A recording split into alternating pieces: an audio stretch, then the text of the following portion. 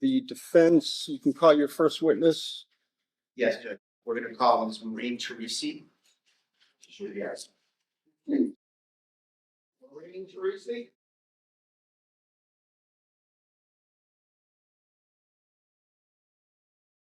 You raise your right hand.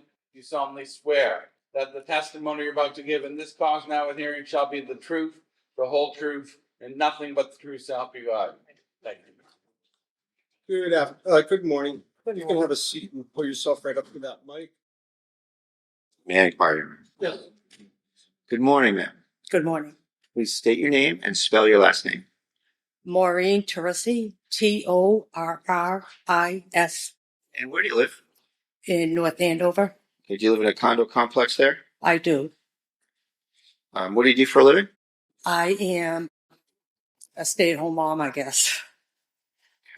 I guess I'm retired. What are you retired from? The construction industry and home staging design. How long have you been retired? I closed my business, I think, 3 years ago. A large staging business. How long have you lived in your condo complex in North Andover? Since 2014. Do you have a dog? A dog? Yeah. Yeah, I do. I have 2. And do you walk the dog around the complex from time to time? Every day. Do you, in the course of walking your dog, have you ever made the acquaintance of one of your neighbors named Mr. Noonan? I have. And do you know who that is generally? I do. And how do you know him? Walking the dogs. I knew him as Duke's father, And Duke is dog's name. I've spoken, just in passing, the dogs interact and, just general talking about the dogs and whatever. So I had spoken to him a few times and his wife, about the dogs and just general neighbors stuff. making small talk. Absolutely. Okay. And back in August of 2025, you had engaged him in some conversation about what was going on at the North Andover PD, right? I did. And is that what you said to him by way of initiating the conversation? I did, yes. The beginning of it was just that, I had a razzing relationship with him, just regarding things going on in the world. And so what I started with is, how do you like what's going on, in the world today or whatever? Nah. He's like, I love it. And then I had asked, what's going on with North Andover, the town of North Andover? And What were you referring to when you said that to him? what was going on at the department as far as, the shooting, the cop being shot. And did he? And he first said, what do you mean? And I said, well, that press conference, the first press conference that was given made no sense. And at that time he said, shooter. What he said, I'm the shooter? He said, I'm the shooter. And what did you take that to mean? I said to him that he was the one that shot the other officer, is what I took that to mean. Right. And then what happened? I had asked him first I said, oh my God, I'm so sorry. I know when police officers have to discharge their weapons, it affects them. And I can't imagine having to do that with a colleague. I'm sorry, I didn't quite get the end of that. I said I couldn't imagine having to do that to a colleague. And what did he say? And he had said to me that, sorry, I'm a little nervous. He had said that there was no choice to it. He had no choice, that she had the gun pointed at him when he came into the bedroom. And Did he use any? he said that, pejorative about her? I'm sorry? Did he use any certain pejorative about her? What did he call her? What did he call her? Mm-hmm. Well, he didn't call her that at that time. He explained very, very briefly what had happened. And he said that when he came into the room, she had the gun pointed at him. And that it clicked. She clicked it. And I said, so there was no bullet there? And he said it clicked and that he wasn't going to let her get a second shot off. and that he had to shoot her. And I'm like, well, that doesn't make any sense. And I had asked why they went to her house. The three of them went to the house instead of having her go to the station. And why wouldn't they, if they were going to the house to take a baby, why wouldn't they have had some social services there with them? And he said, well, she's a fucking whack job. I'm sorry. I'm sorry. You don't have to apologize. You have to say what was said. Okay. And And he said that she's an F, yeah, whack job. so was that in response to you saying, why didn't you have social services go to the house? Yeah. And I was like, wow, that word is used. Objection. Yeah, sustain next question. Sorry. That's okay. So not what was said so much, Okay. but did you engage back with him about the, let's say, the propriety of that usage? I did. After that, did you end the conversation with him? There was a little more conversation and then it ended. Yes. Thank you very much. Thank you.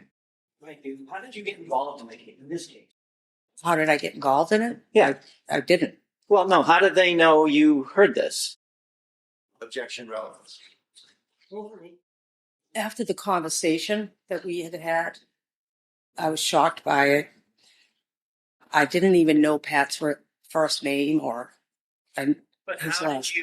did you contact someone? I did. And a little bit after we had the conversation, probably a week afterwards, I did contact somebody Who? Mike Crawford, that I knew was in contact with the defense. And, because I think there was a hearing, I'm not sure, but I know that Mike was in contact with them. And I contacted Mike And so when was this? When was this conversation? with Mike. No, with this conversation with Pat. It was August 20th. August 20th. Yep. You were interested in this case from the beginning, right? I'm sorry? You were interested in this case from the beginning, weren't you? No, I mean, I was interested in what was going on in my town. Yes, You're Maureen Sullivan, Torrisi, correct? I am. And you post and you make comments to newspaper articles, don't you? About this? Yeah. I could have. Yeah, Okay, sure. what's your honest- Yes, you've shown it to defense. Yeah, they have a copy. Well, that's you, right? You reposted something on July 10th, correct? When was this? July 10th. Okay, yeah. And what did you repost? Meaning what? What do you mean? What did I repost? It's a. Yeah, it's a simple article. question. I'm sorry. It's an article from. Looks like a post from Mike Crawford. Right. I reposted that. You reposted that. Yes. Post. Well, what did you repost? I can't see it.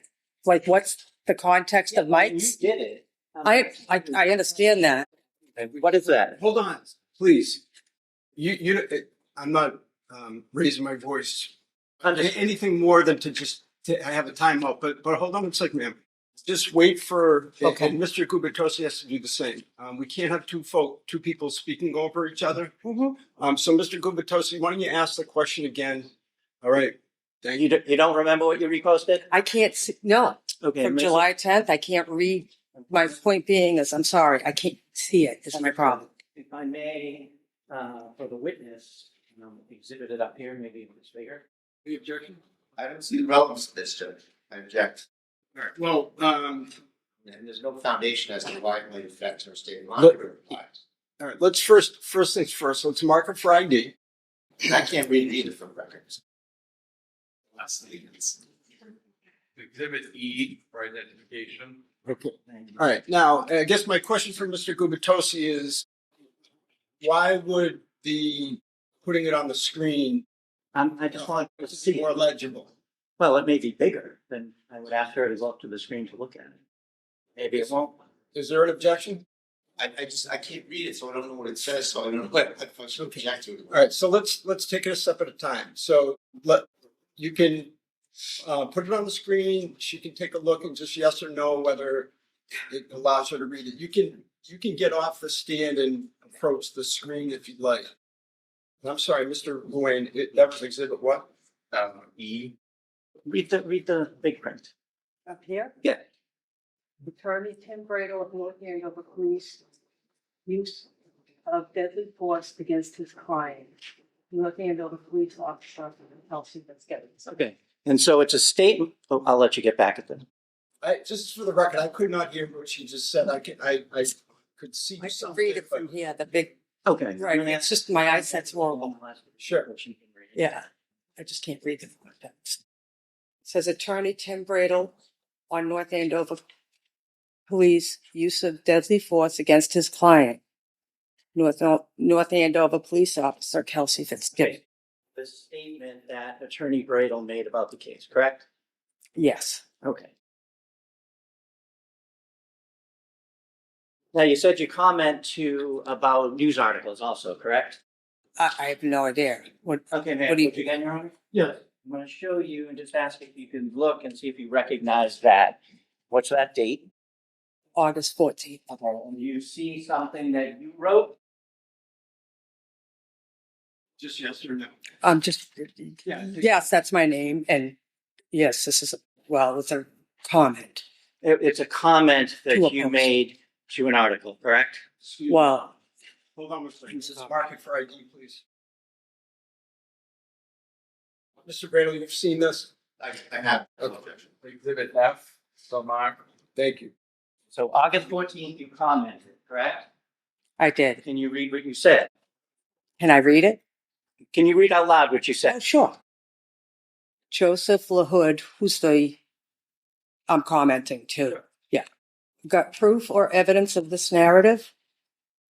This incident was a setup from the get-go. Their narrative will not pass the smell test. I hope all involved are ready for their tireless scrutiny that independent media will bring to light through extensive research. Ask Norfolk County, Mass State Police, and Canton Police are doing these days. We have just begun. So we have just begun. So you feel like you have a stake in this game? Not at all. You feel that you're akinning this to the Karen Reed trial, right? Yes. So that there's a cover up.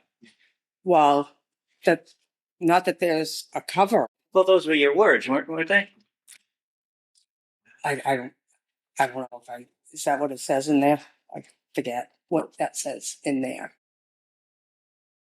A setup from the get-go, correct? Correct. And tireless scrutiny that independent media will bring to light through extensive research. And then you mentioned Norfolk Mass State Police Yep. and the Canton Police, I did. correct? Yep. Okay. So a cover. Well, yeah, it's the judicial system seems to be going awry, and there's more eyes on things now. Okay, I'm going to show you something else. I'm sorry, I don't want you to copy of this. Let's have that mark on your way up. Thanks. Mark this right in, don't you? Exhibit G, so mark. Thank you. Can you first look at it and see if you recognize it? Sure. So look at the first page. Do you recognize what that is? I do. Okay. Can you flip to the second page and see if he made a comment to this? Yep. I sure did. Can you read the first page out loud, please? The post itself. Yeah. Today, it's from the North Andover Police Department. Today is National Police Women's Day. Please join us in recognizing Sergeant Katie. Can't say her last name. If Want you me to can't spell read it? the last name, that's fine. Go ahead. Okay. Sergeant Julie Nigro and School Resource Officer Stephanie Rizzo. They have over 43 years of combined experience, and it shows, as all three demonstrate strong leadership inside and outside our department walls. We appreciate their immense dedication to helping both residents and visitors in the North Andover community every day. Thank you for your service. And you commented on that, correct? I sure did. What did you say? Wow, let's hope they stay safe from their colleagues. Thank you. I have nothing else. Read your right. Word and tag, Your Honor. Thank you. All right. You may step down. Thank you, sir. Sometimes you may call your next witness. Yes, Your Honor, the defendant calls Lauren